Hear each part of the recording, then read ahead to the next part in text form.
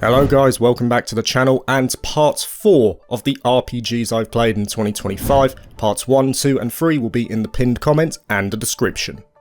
The 41st game I played was Dot.Hack GU Last Recode, played on PC, and it took 71 hours to finish. Now let's lay out some clarity before we start here. Last Recode is a HD remastered collection of Dot.Hack GU games which originally began back in 2006 for the PS2. The remaster, which released in 2017, includes all 3 of those original games, which are Volume 1 Rebirth, Volume 2 Reminisce, Volume 3 Redemption, and it also adds a 4th one specific to this collection, Volume 4 Reconnection. The 71 hours I quoted applies to my completion time for all 4 volumes. That was 22 hours for Volume 1, 22 hours for Volume 2, 24 hours for Volume 3, and 3 hours for Volume 4, which is basically an epilogue and nothing more. The reason I want to put them together is because I feel the GU game should be judged as a collective. Simply because each entry is very similar to the last in terms of gameplay, it essentially feels like the same game with some minor additions between volumes. So just bear that in mind that my commentary here applies to the entire GU subseries. Though if I'm referring to Dot.Hack as a franchise, GU barely even scratches the surface. I'd say the majority of JRPG fans at least know what Dot.Hack is purely for its ambition, but far less have actually chose to play them. I'd wager one reason for that is because of how intimidating this lore-rich series can be to a new player. There are so many entries here, it can be difficult to even decide where to start. Not to mention there's a barrier to entry, as some of these games are stupidly expensive if you want a physical copy. I know of the Dot.Hack series. I in fact bought the Last Recode collection 7 years ago on a Steam sale, but completely forgot about it soon after. I didn't even boot it up once. It was only recently after scanning through my library for something else that my eyes caught onto it again. The other reason why it's often forgotten, I would imagine, comes from word of mouth, specifically the gameplay. Even I was well aware that a sticking point for the series was its repetitive gameplay. It's a very common criticism for Dot.Hack. And I can handle this to a certain point. Gemdrop's Crystar was my limit for shallow gameplay, as it admittedly had a good story that kept me going. The difference here though is that Crystar was short and it was one game. Last Recode on the other hand is 4 games, and the idea of forcing myself through 4 supposedly lengthy entries just to see how the story plays out is a tough ask. But I had some time spare before some big September releases, and this was the point where I took that final step, starting with Volume 1 because I don't want to watch the world burn. Initially, I want to give quick mention to the PC port first. It's serviceable. It did freeze on me once while applying some settings, and for some reason VSync was turned off by default, with the only way to turn it back on being to exit the volume I was currently playing to apply it at the main menu. Options are pretty bare for a PC port, but after that one crash it was stable. Not the greatest port, but it'll do. With those technical points out the way, we move on to the game itself. GU is centered around the journey of Haseo, a new player character in an MMO called The World. When he first joins the game, he is player killed or PK'd by some bad actors, but is soon rescued and taken in by another player called Ovan to his guild. After an 8-month gap, the guild has disbanded, but we're made aware that Haseo, now a PKKer or player killer, and a high level one at that, is on the hunt for another player named Triedge who PK'd his friend, resulting in her falling into a coma. The events that follow eventually develop into the wider plot surrounding the world and Haseo's role within it. Now the statement of Dot.Hack being lore-rich is already on full display from the start. The 8-month gap that takes place before the start of Volume 1 is actually covered in an anime called Dot.Hack Roots, though CyberConnect 2 have stated that they don't see it as canon due to some discrepancies. Even so, I still want to watch it because there are a couple of characters who turn up in the GU games who Haseo is familiar with, but I was not, and it was quite simple to put 2 and 2 together and deduce that maybe they were anime-specific characters. So if you're thinking of trying out Last Recode yourself, maybe give thought to checking out that anime first. Now the gameplay overall is pretty self-explanatory. You only get control of Haseo, though he can invite up to 2 characters along with him into a party while dungeon crawling, and like many MMOs, each of them has a specific class. You've got standard equipment management with a weapon, armor and accessory slot, and there is traditional leveling up through experience points. World traversal is mostly split between two mediums. You've got the towns, which gradually expand between volumes, and then you've got the dungeons themselves, which are accessed via a warp gate, some being mandatory for the story and others being optional for side quests. You can also combine certain keywords together to make your own dungeons if you want to grind, with the dungeon levels shown before you enter. And it's ultimately this final method that makes the GU games extremely easy. It's already a simple task to keep your level up for whatever the story throws at you, but by going into optional dungeons that are, say, 5 levels higher than the party, I could easily boost my level well beyond where it was meant to be, though I didn't do this until Volume 3, as I wanted to maintain some semblance of a challenge. Even at parity, the game is not difficult, which I guess is testament to how well paced its gameplay is. It does remove the need for grinding, but provides the option if you'd prefer to do so. As for the dungeon themselves, they're not good. Hallway to square room ad nauseum till you get to your destination. There's some treasure here and there, doors requiring a consumable known as chim-chims to unlock, and of course groups of enemies scattered about.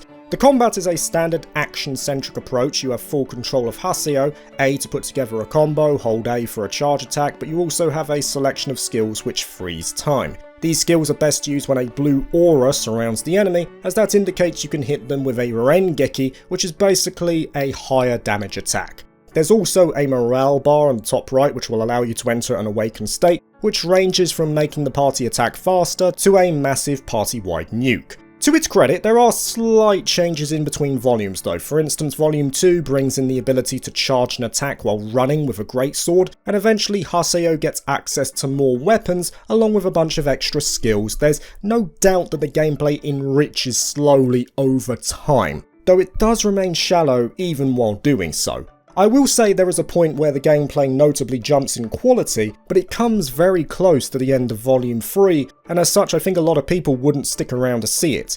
To further support that point, even now less than 10% of Steam players have completed Volume 4, and the remaster has been out for nearly 8 years.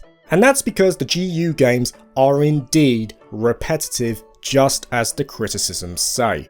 It's interesting to me because the individual components there that make an engaging experience, well, they do make an engaging experience, but it's just so rigid and formulaic in delivery. You read emails, you get a marker to your next objective, you do a dungeon, maybe do a side quest, and rinse and repeat.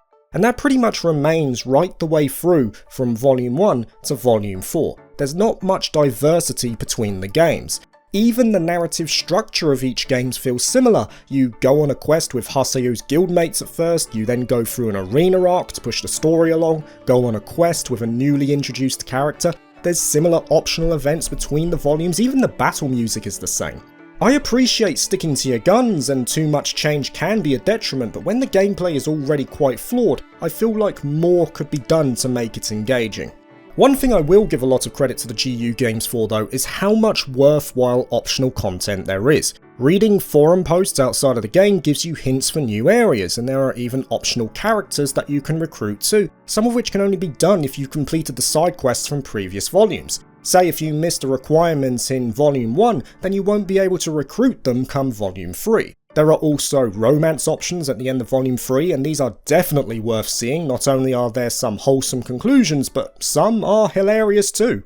And another cool part of the games is that you can carry over your completed save from volume to volume, so the progression of the characters in terms of levels and equipments is tangible. It's not lost between entries. It's something that happens quite often in other series that have direct sequels with returning characters. I am glad that the GU games didn't do that. So, the gameplay side overall is mixed. It's not the worst I've ever seen, but it is mundane, and it did get tedious on occasion as I had to make my way through a dungeon for the umpteenth time just to see that story play out. However, I stuck through it, because while that gameplay is shallow, the GU games excel in two areas that I place massive importance on: story and characters. These are the stars of the show, no question.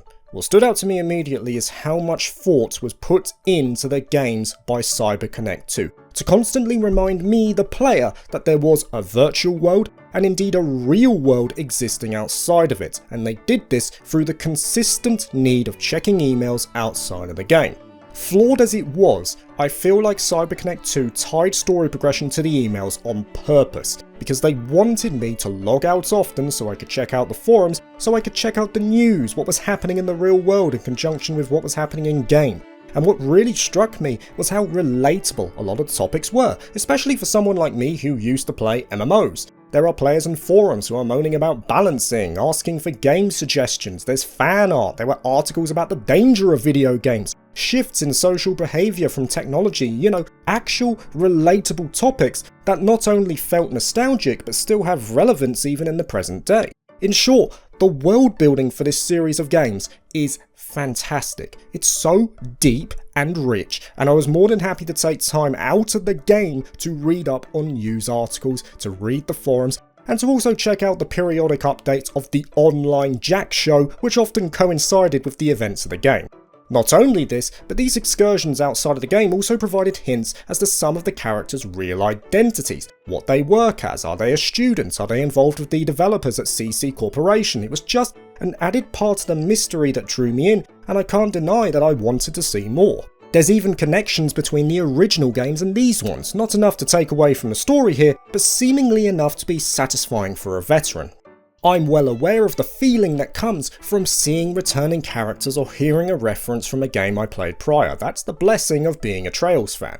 There's also a completely separate mode on the main menu before launching the game called the Terminal Disc that gives a summary of the 4 original games, plus some backstory of the events that eventually led to the GU games. The content of the story itself is also really good. Undoubtedly anime in many respects, but I like that. It's got mystery, solid build-up, awesome fight sequences, power of friendship, great payoff, it's all there. And I can't deny that each volume gave plenty of hooks to keep me around for the next entry. I wanted to see how it all played out. It's presented quite well too, especially with these pre-rendered cutscenes, though I will say I wasn't a fan of the 3D animation used in Volume 4, much preferred how it was done in the previous 3 games, but whatever, it was short. The characters, also a highlight as I mentioned before. Great development for Haseo in particular. I really like the chemistry of the group. I like that as players they all have different reasons for playing the game. Some play for fun, some for glory, but they all come together for their own unique reasons. They aren't one-dimensional by any stretch. At the very least, I think a story lover of JRPGs would find a lot to love with the GU games. How much care and time was put into making the lore of this universe tick. And no doubt to me, CyberConnect 2 have plenty to work with if they ever got the green light to revive the series. There's so much they can expand upon. They have said as well that they would be open to revisiting the series, though the final approval has to come from Bamco themselves as publisher, and chances are they won't bother to do so anytime soon, especially with their anime games still doing so well. Still, as an introduction to the universe of Dot.Hack, Last Recode left a good impression. Like I say, the gameplay is rigid and repetitive, but it's not enough for me to turn away from what is a fantastic interconnected story. I'm not sure if I'll play the original 4 games, as I imagine the gameplay is even more archaic than it was here, but at the very least I would like to see a story walkthrough of those 4 games just to build on the universe itself. The 42nd game I played was the Final Fantasy 3 Pixel Remaster, played on PC, and it took 16 hours to finish. Now, while I did like my time with Final Fantasy 1 and 2, I wouldn't say I was entirely attached to them. I've said before that I see the Pixel Remasters as an opportunity to see how Final Fantasy evolved from entry to entry, and as such the first 2 games felt experimental. Final Fantasy 1 was an early traditional turn-based RPG, Final Fantasy 2 felt like a saga game. They were fun, but they were understandably lacking in some areas too. Final Fantasy 3, however, surprised me. It felt like a game where Square were really starting to grasp what they wanted to do with Final Fantasy as a franchise. The mechanics started to feel more tight and interconnected, and while it still had some frayed edges, it's undoubtedly my favourite of the 3 by a fair distance. Final Fantasy 3 moves back to the tried and tested Warrior of Light premise. 4 orphans are chosen by the Wind Crystal to save the world from demonic forces, and what it eventually evolves into reminded me greatly of the storyline used in Final Fantasy XIV Shadowbringers. In fact, it wouldn't surprise me if Final Fantasy 3 was its inspiration. Yet the story on offer here, though simple in premise, was clearly given more meat. There was more importance put on interaction between characters, the developments of the narrative were interesting in many respects, especially around the halfway point, and there were some neat uses of mechanics to push it along. For example, you need to use the spell Mini to enter a village of gnomes. There was a lot more creativity on display here, and I found it charming. It was clear that Square were finding their groove with the story. The world is also filled with secrets and optional events. Hidden walls are all over the place, leading to out-of-the-way treasures. There are powerful summons that can only be found by exploring the world thoroughly, and talking to NPCs for the clues, and there are even little moments that can be seen as hidden side quests if you hand over a specific item. It was all coming together in Final Fantasy III, and not just on the narrative side, but also in terms of gameplay. Final Fantasy III moved back to traditional leveling, but it also brought back an expanded job system that was seen in Final Fantasy I. In the first game, you had a job system, but each character was locked into their roles. Final Fantasy III, on the other hand, gives full freedom to the player as each character can specialise in each job, and as more crystals are found, these choices expand. So initially you start off with jobs like the Black Mage, White Mage, Red Mage, Warrior and Monk, but then eventually you'll start getting jobs like the Summoner, the Bard, the Thief, and each job has something unique they bring to the table. For example, the Thief can unlock doors without the use of magic keys. The Scholar has a built-in Libra ability to analyse the weaknesses of enemies. Some bosses are weak against a specific job like the Dragoon, but ultimately it only leads to a good amount of freedom for the player to choose the composition that works best for them, and I could freely switch it around whenever I wanted outside of combat. The effectiveness of those jobs is also determined by a separate job level, so the characters level up individually for their own stat growth, but then the jobs will level up as well. So for instance, the higher a White Mage level becomes, the more effective their healing is. Only certain jobs can use spells, so generally magic users I would reserve to 2 of my party members, as the spells I gave them would stay between jobs. So for example, I wouldn't want to give a character the Red Mage job and then switch them over to something like the Dragoon that used no spells at all. It would make all that investment worthless. The job system was a joy. The best part about the game without question, and even better, is that there were even optional jobs to find too, like the Ninja and Sage, which were well worth seeking out for those final moments. Final Fantasy III had a lot of good moments, a bit clunky maybe in regards to switching jobs over and rearranging equipment for each change, but it was well worth getting stuck into. The only real problem I had with the job system was mostly tied to my own mistake late in the game. Like I said before, crystals bestow job knowledge upon the Warriors of Light, and up till the Earth Crystal, all of them were linked to the main story. The Earth Crystal, however, was optional. Hard to miss admittedly, as it's in a massive room before the final dungeon, but I somehow did miss it, and went all the way to the penultimate boss, beat him with some difficulty, and then realised the mistake I had made. But by that point, it was too late, and I had hit a point of no return, so I lost a bit of progress there, but that's what the Pixel Remaster boosts are for. Overall, Final Fantasy III was great. It's a charming game, and I could really see by this point that Square were understanding what they wanted from Final Fantasy as a franchise, at least at that period. In a way, it's made me even more excited for the final 3 games whenever I get to them. The 43rd game I played was Trails in the Sky First Chapter, played on PC, and it took 62 hours to finish.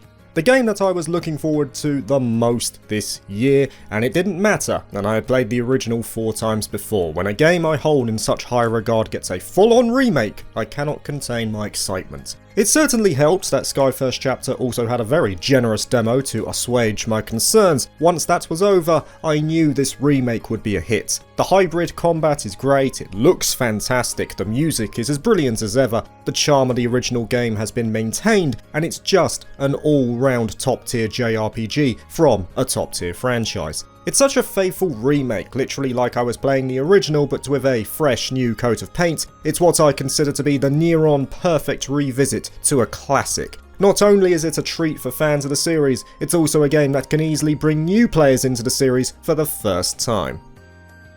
The 44th game I played was Atelier, Resleriana, the Red Alchemist and the White Guardian, played on PC, and it took 50 hours to finish. If Sky First Chapter was my most anticipated release of the year, then this was right up there as well. Being a massive fan of Atelier, getting 2 games in 1 year is already a great thing, but there's no doubt to me that Gust saved the best till last. Atelier Resleriana is a big redemption story, because what's begun as a lame gacha became one of the best traditional games in the series. While it's set in the same universe as the gacha entry, it's also more in tune with what Atelier is, and it comes together so well. This is the fever dream Atelier game for any fan, one that brings in a multitude of characters from across the franchise into one adventure, while also sporting a fun and deep crafting system, wonderful production values, fantastic music, and a solid turn-based combat approach. It is no question one of my favourites in the franchise. The 45th game I played was Final Fantasy Tactics: The Ivalice Chronicles, played on PC, and it took 45 hours to finish. Oh boy, this was the classic of all classics, or at least for tactical games it is. I knew nothing of this game except for its legacy, so when Square announced they were due to release Final Fantasy Tactics: The Ivalice Chronicles late in the year, I was extremely happy to hear that news. It would be a chance for me to try a game that I otherwise would have no means to play, outside of emulation of course. Now, I've heard from many how highly they rate Final Fantasy Tactics. There's a not insignificant amount of people who say it's the greatest tactical game ever made, and after my own playthrough I can see why they say that, though for the first 5 hours I was not enjoying myself too much. I was finding certain aspects of the game frustrating, but that was all part of the learning curve going in blind. There is no question to me that Final Fantasy Tactics in terms of customization and strategic depth still manages to outdo many of its peers. It's staggering the options this game offers, and it doesn't hold the hand while doing it. It's actually quite a challenging game, especially at certain points. And then in addition, it's brought together with a very good story that sticks close to its theme right to the end. I totally get the praise for Final Fantasy Tactics, and I'd like to believe many others who are trying it for the first time are beginning to understand too. But as always, we must dive in further to better illustrate the point. Final Fantasy Tactics, in terms of its story, is effectively a retelling of events from the history of Ivalice. It's made clear right at the beginning of the game that the events have already happened, and the hero King Delita, through his actions, unified the realm in its darkest hour despite his common birth. However, a written account that had been hidden for centuries becomes the source of this unknown history, and it seeks to reveal the story of a forgotten youth who was actually the true hero of this story, that being Ramza Beolv, the bastard son of an influential noble house. There is no question that the story of Final Fantasy Tactics is one of the key highlights of the game. It's well paced, mature, gritty, and filled with a variety of enticing themes. Concepts like class divides, power struggles and betrayal are all rampant within the story of this game, and it leads to one of the most fitting endings I have seen in a JRPG, one that really made me think about its main message. It did take me aback at first, so much so that I thought there were multiple endings, but after confirming that there is only one conclusion in this game, and actually determining what that ending meant, it made perfect sense. There were 2 key messages that were delivered from that ending. In terms of the characters, it was do the ends justify the means, and for the overall story of Final Fantasy Tactics, it's that history is written by the victors. It's a conclusion that is not only subjective, but well handled at the same time. Like I say, the themes of Final Fantasy Tactics as a mature and often dark story maintains itself right to the very end, supported by those 2 main leads in Ramza and Delita. And it's not just the story that is presented, there's a vast array of chronicled writings in the background that I was able to check out, glossaries to understand the aftermath of the 50 Years' War, the large amount of characters and their motivations, and it would consistently update in line with the developments of the story. There's some great world building that supports the narrative here. There are even visual novel style stories called sound novels, which weren't included in the previous English versions, that provide a nice change of pace. There's nothing bad I can say about this side of the game. Which then leaves the meat of the game, which is its tactical gameplay. Ramza moves from battle to battle via a map of Ivalice, with story essential battles marked clearly. Alternatively, the party can also take part in optional battles if there is any need to grind or test out strategies. The core of Final Fantasy Tactics gameplay all comes down to its job system, 38 in total, some of which are specific to members who join over the course of the story or through optional events, while others are locked behind levelling up the base jobs first, and you can see these requirements via a dedicated flowchart which was an addition to this game. Any character can equip any job, and each one can be leveled to a max of level 8, with each one having a number of skills to learn by spending job points, which are earned through battle. There are 4 types of skills that a character can equip on top of their main job, which is a sub-job allowing access to all skills they have learned already in that job, a reaction skill, a passive skill, and finally a movement skill. And the more I had access to, the more customization potential there was on offer. You struggle to find a tactical system more robust or deep than Final Fantasy Tactics, and finding the combination that works best is all down to the player. I wanted to have, for example, a high evasion ninja with the steal ability from the thief to take high level equipment later on. An archer with the knight's abilities could cripple enemies from afar. A black mage with arithmetic abilities was absolutely devastating, as I could access all of my late game spells but then use them instantly across the entire map by using the mathematician class. All while avoiding the weaknesses of the mathematician, which has notably low stats, by using the black mage as the main job. So earning job points first, learning those abilities and then moving over to a job that circumvents its weaknesses was just one of the options that Final Fantasy Tactics gave me. That customization was ultimately where most of my playtime went. I was happily grinding out job points in between story missions just to give myself more options to work with. And grinding was quite simple to do. Job points and experience for leveling are earned through pretty much any action a character does. Inflicting damage, buffing, healing, it all grants experience and job points, and it doesn't matter what the target is. So for example, I would equip a job I want to get points for, equip the job point boost passive skill, unequip all weapons and reaction skills, and simply have the party members hit and heal each other in an endless loop, leaving the 1 or 2 powerful members to take out all of the enemies except for one, and I could just do that until I was happy to move on. Though Final Fantasy Tactics did have a countermeasure, and it did hit me with something which I expected, but I don't recall it ever being mentioned in game, which was the oh so divisive level scaling. Enemies in optional battles will scale to the member with the highest level, and since you can only deploy up to 5 members at a time, it was quite easy to end up with a lopsided roster with gaps of 10 levels or more. And I found the levels did matter. Enemies with 10 levels on one of my members will often one-shot them, so there was a degree of balance I had to ensure was there. Like I say, I expected it as many tactical games have this, but I don't recall it being mentioned in game.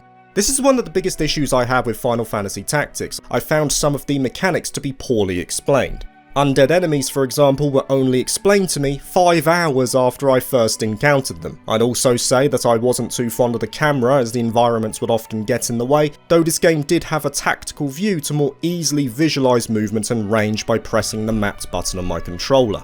Even with my grinding though, the main story still had plenty of challenge to offer.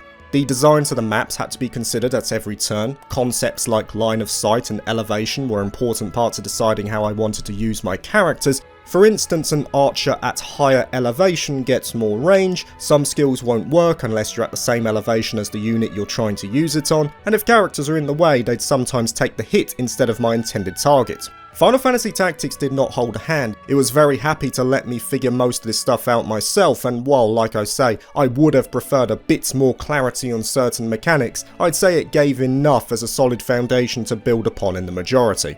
And later fights really put that knowledge into practice. There was one fight in particular that had me questioning what I was doing wrong. I wasn't underleveled, I had plenty of abilities available, the best equipment for that point of the game, yet I died no less than 10 times on this one fight, no matter what combination of skills I used. It was only after speaking to Taylor at the gaming shelf after finally achieving victory that he reassured me the fight itself was infamous, causing soft locks in some cases for those who played the PS1 original.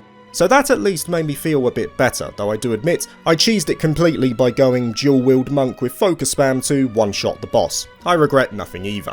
But that's the beauty of the game. I dare say there were many other ways I could have tackled the challenge, but that's the solution I came up with. Using the tools at my disposal to find solutions was where I got most of my joy. Like I say, the learning curve was steep, but once I got it, I was locked in, and can totally understand why Final Fantasy Tactics even today is held in such high acclaim.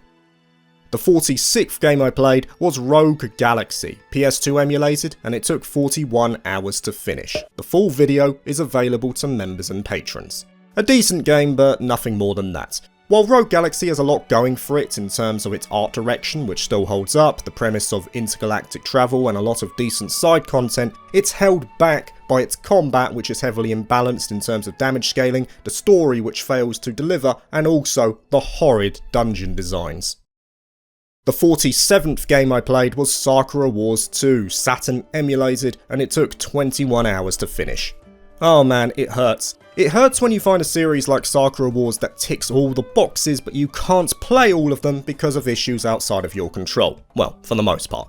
I played the reboot about 4 years ago, loved it, played the first game 4 months ago, I loved it, and said I would get to the second game before the end of 2025. I have since played that second game, loved it, and now want to play the third and fourth game, which unfortunately have no English translation at all as of the time of recording. The only reason I was able to play the first two is because of an amazing fan translation group, and I thank them massively for all the work they did because it is excellent quality. I will link the YouTube video that showcases it in the description as I couldn't see an official name for their group.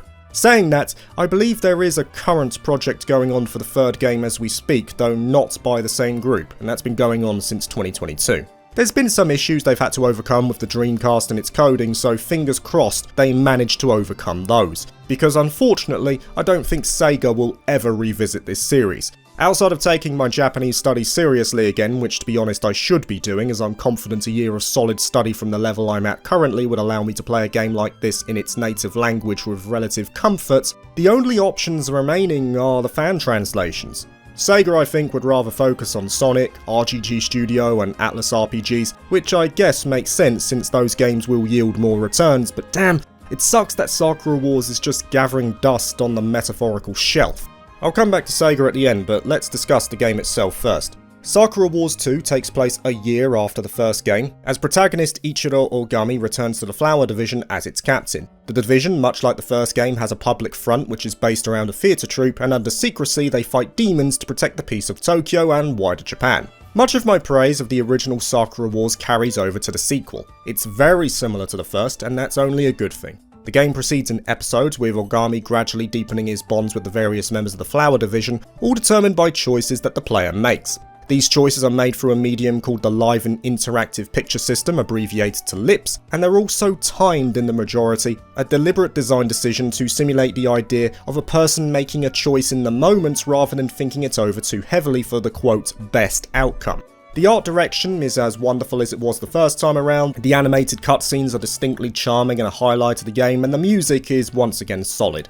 The slice of life moments, which are always enjoyable and frequently filled with minigames, are followed often by strategic combat at the climax of the chapter before the story moves on. Said story is fairly good, nothing groundbreaking but serviceable. In reality though, it's the characters that take the spotlight once again. That point hasn't changed between the two games. Like I said, it's essentially the same game, so at the very least I found it to be as enjoyable as the original, but in truth, I think Sakura Wars 2 is slightly better because the additions that were made only positively influenced the game.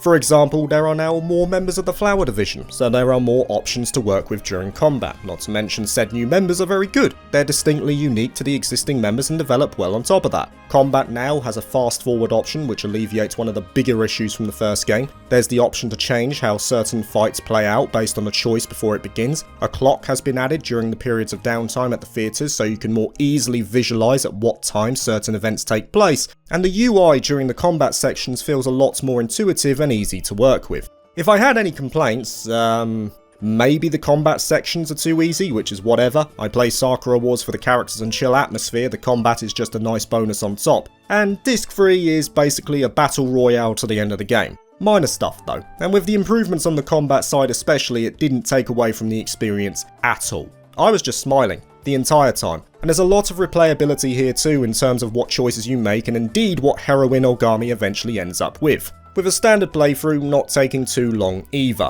One is generally enough for me, and as I said at the start of this section, it took me just over 20 hours, which is a perfectly good length for a game like this. Sakura Wars doesn't deserve to be forgotten. It doesn't. It's sad to realise that Sega will likely never come back to it. They effectively sealed the coffin themselves with a reboot, which I also think is a great game, but releasing it on just one platform was commercial suicide considering it was meant to revive the series. I realise these games have a lot of text. I know that if Sega were to revisit the series, they need to put in a fair amount of resources to make it happen, but how cool would it be to just have a collection of the 6 games in one bundle, even as a digital set? I don't care. One bundle of all 6 games, much like the Mega Man Star Force collection, which is coming out next year, released worldwide on modern platforms. How cool would that be? I'd buy it immediately. And I'm certain it would do quite well in Japan, such as the legacy of Sakura Wars over there. As for the West, I think it would do decent over here too. I mean, the series was never even given a chance over here. We got the 5th game, which while good is widely considered the game that ended the series, and the reboot, which was stuck on one platform. If they were more accessible and translated to English, I think Sega would be onto something. It would do well. The main question is whether it would do well enough compared to their other franchises to bother doing so in the first place. And that, I think, is more murky. Sakura Wars isn't going to make the same amount as a new Yakuza or Persona. It just won't happen. Even so, I can dream. I want this brilliant series to get a revival because there's so much potential there. For now though, I'll have to depend on the excellent fan translators who do these patches in their own time. The 48th game I played was Chrono Cross, Radical Dreamers Edition, played on PC, and it took 31 hours to finish.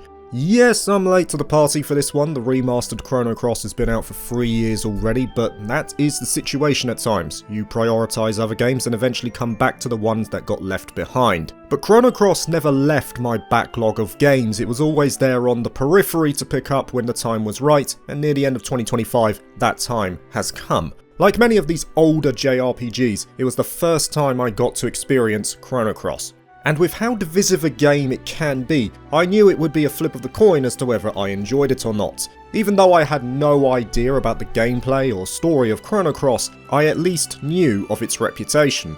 Well, before even beginning, it gets off to a terrible start. The PC port of Chrono Cross Radical Dreamers is none other than scandalous. It's a game that's over 25 years old. At the very least, a remaster like this should be running at a smooth 60 FPS with some upscaled textures, no questions asked. Square have had 3 years to sort it out, and it still hasn't been done. It runs very poorly with constant frame dips during battles, and while it didn't do so for me, it is infamous for crashing too. A bit annoying considering the autosave only triggers at certain points. I messed around with some settings both inside and outside the game, and eventually used a user-generated mod that at least stabilised the FPS to a playable state. The fact that it was a player, and not Square themselves, who attempted to fix it is nothing short of a joke. So thank you to the user for doing so, no thank you to Square. And yes, this is still a wider issue, you only need to see the recent reviews on Steam as evidence. One of the worst PC ports I've had to experience in recent years. And what a shame that is, because Chrono Cross as a game doesn't deserve that treatment. I'll say it right now, I enjoyed the game. Despite some flaws, it did a lot of good stuff for me, and in particular, it excelled in 2 areas that I place a lot of importance on in a JRPG, so with that, let's take a deeper look. Chrono Cross begins in a tower-like structure where the protag Surge, along with 2 companions, are attempting to stop some sort of nefarious plot. This particular moment ends on a cliffhanger and then moves back in time to the present, with Surge beginning his journey in the quiet and peaceful fishing village of Arnie. It doesn't take too long after this for Surge to be whisked away to what seems to be an alternate timeline, and from here the game proceeds with this 2-world structure. The premise of Chrono Cross drew me in immediately. Messing with time travel and parallel universes, that kind of stuff is dangerous territory to me because it can so easily go off the rails. There are only a few games that take the sci-fi-like premise and deliver on it, 13 Sentinels Aegis Rim for example. Chrono Cross is one more of those games. The premise alone of Chrono Cross is not only very intriguing right from the beginning, but it is handled well up to a certain point. I think it's presented well, it has some memorable moments within it, and it becomes the foundation of the entire game structure. I had a lot of fun just exploring the world of Chrono Cross because there was so much to find, so much to see and do. One thing that Chrono Cross has in abundance is a huge amount of recruitable characters. 45 in total, and whether they join on a playthrough is entirely down to the choices I made. For example, if I beat a boss before taking out a certain enemy, the chance to recruit that character would be gone forever. No doubt I missed out on many characters during my own playthrough, but that's fine. I don't like using guides when playing a game for the first time, it takes away from the experience to me. And I've no doubt that if I were to pick up Chrono Cross again in 3 years' time, my second playthrough would be entirely different. There is a lot of replayability here. In addition, it helps that the art direction is superb. It's a very pretty game with its pre-rendered backgrounds, even if interacting with the environment's push switches can be a pain. I appreciate that the game also has no random encounters, plus there is an option on the Radical Dreamers version to turn them off along with a speed up toggle. The ability to turn off encounters was a welcome option too in the later parts of the game, purely down to how the levelling in Chrono Cross works, though let's go over the combat first. It uses a turn-based system, but each character has a stamina bar tied to them. They get a choice of attacks to use which range from a cost of 1 stamina all the way up to 3. Each attack that hits will make the next attack in the chain more likely to hit, along with building up the elemental grid which allows access to abilities and spells. The abilities, called elements in this game, are split by levels in the grid, and are allocated outside of battle, and to use an element, the character has to build up the element levels before they can access it. So for example, if a character attacks with a 1 stamina move, it will level up the grid by 1 level. If they follow that up with a 2 stamina move, it levels up by 2 more. With this done, that character can now use any level 3 allocated element of their choosing or below, though using an element will not only cost 7 stamina, but will also remove it as an option for the rest of the fight. There are also elemental weaknesses to consider, especially in regards to the field effects. The field is split into 3 sections, and every time an element is used, a third of the field takes on that archetype. For instance, using a fire-based element will cause a third of the field to have the fire affinity. This section then powers up all fire-based elements until it is removed. It becomes a balancing act, as enemies will often have high-level elements of a certain type, so manipulating the field to lower the threat level becomes an integral part of the game's strategy, along with keeping the grid levels open to respond to any situation. I personally liked the combat for this reason. I felt it was mechanically enjoyable, it was highly dependent on my input and what choices I made. I have very little wrong to say about it. I'd say my only 2 issues with the combat here are that allocating elements for new characters can be a pain when there's so many of them, and the game overall is quite easy. With the exception of 1 difficulty spike about halfway through the game, nothing posed a challenge. And I do think one reason for that is because Chrono Cross keeps the player on a narrow path in terms of level progression. There are no experience gains in Chrono Cross, instead characters gain growth levels or star levels upon defeating some sort of boss, and then will also achieve minor stat boosts up to a cap in standard encounters. So the general rule I was going with was gain a star level and then work on these mini levels up to the cap before gaining the next star level, and that worked perfectly fine. Once that cap was reached though, there was no need to fight anymore, so having the option to turn off those encounters was welcome. For as much as I liked the combat here, I don't really want to fight if I don't need to. So Chrono Cross has solid aspects, but we haven't even gone over the 2 areas where I think the game really excels. So I'll start with the one that isn't even debatable as far as I'm concerned, which is the music. The soundtrack for Chrono Cross is brilliant, no other word for it. Fits the theme of the game perfectly, no problems with that. The other strength, which I do think is debatable though, but something I derived joy from, was the story. I've already mentioned that the premise of Chrono Cross drew me in, and that intrigue remained right to the end of the game. It had a story that gripped me. But it has problems. Chrono Cross has that issue which does happen when I play JRPGs on occasion, where I like the content of the story but are more divided on how it's presented. Up to around the 20-hour mark, Chrono Cross is paced fairly well. It's simple enough to understand, there's no mind-bending shenanigans or lore dumps, it's just moving along at a pleasant speed. However, come the final 5 hours or so, it goes into some sort of narrative frenzy. It's loaded with exposition, twists, and quite simply, a bunch of developments that should be given more than the couple of lines that Chrono Cross gives them. A lot of information needs to be processed in those final moments, and I do get the impression that Squaresoft just ran out of time. I think if it was given an extra year, a lot more of those developments would be organically delivered rather than relegated to text dumps. I also feel that the later parts of the game are quite obtuse, giving very little direction to the player on what to do next. The biggest offender for me is finding the item that allows access to the final dungeon. I also echo that sentiment for the characters. Even though there are 45 of them, very few have any sort of narrative significance during the course of the main story. They have their own struggles and character arcs, but they're often locked behind side events, which again gives incentive to explore and seek them out. Because there's no doubt that the side content is good. I would just prefer though if more of those events were handled in the main story to make them feel more relatable, because it just feels like they're tagging along for the ride rather than for any personal motivation. So there are problems here. But even still, the content of the story for Chrono Cross was still gripping. So much so that once I finished the game, I brought up videos, wikis and forums to dive deeper into that story so that I could fully comprehend what it was attempting to convey. It's that flawed diamond situation where the raw gem has the potential of being amazing, but no doubt needs to be polished and refined in order to achieve that. And that's what I think Chrono Cross is. It's a flawed diamond, something that I do believe has a few notable flaws, but said flaws don't do enough to take away from how much fun I ended up having. The 49th game I played was Stray Children, played on PC, and it took 23 hours to finish. The full video is in the description. Being one of my more anticipated yet lesser known games of the year, it was worth the wait. Certainly a weird game considering it's a spiritual successor to the PS1 cult classic Moon and has some inspiration from Undertale to boot. But I knew that this game was going to be different from your standard RPG from the trailers alone. It didn't pull the rug from underneath me. It's got solid animation, I like the diversity in the different zones, the visual angle to storytelling is well handled, and the music's pretty good. The double-edged sword for Stray Children is more in its combat. You can either kill the enemies or talk them out of it and release their souls. Talking to enemies is effectively the hard mode of the game, as this is where, outside of a few hints, you have to work through trial and error, and pacifying enemies naturally reduces the amount of experience you gain. I'm pretty certain as well that there is a true ending tied behind pacifying enemies, though due to only having one save file, it has to be a perfect run where you miss nothing.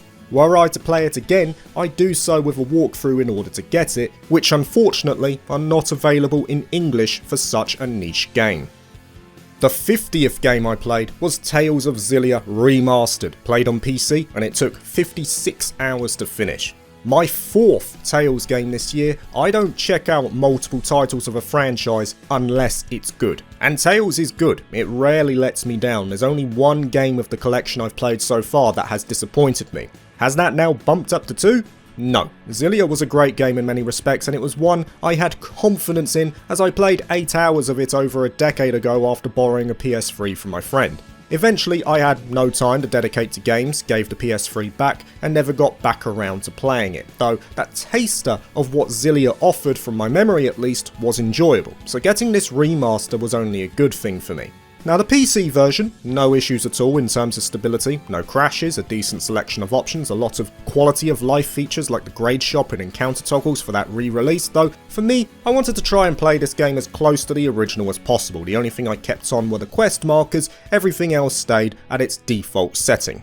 As for Xillia the game, the first thing you get is a choice between two protagonists, Jude or Mila. I'm not too big on dual protags to get a full story, JRPGs are long, so I prefer it to be available as one playthrough, but I did see it through with both characters. 38 hours for my first one with Jude, 18 hours for Mila, as I skipped all of the stuff I had seen before. There were minor differences between the individual parts of each story, though I will say that I'm happy I played through Jude's side first, as there's no doubt it gives a more complete representation of Xillia's story. Mila's just kind of fills in a couple of gaps. Still, for the amount that is actually unique between them, if I'm being real here, this game would have been fine without it. One playthrough would have been enough, especially considering that Xillia takes a bit of time to get going.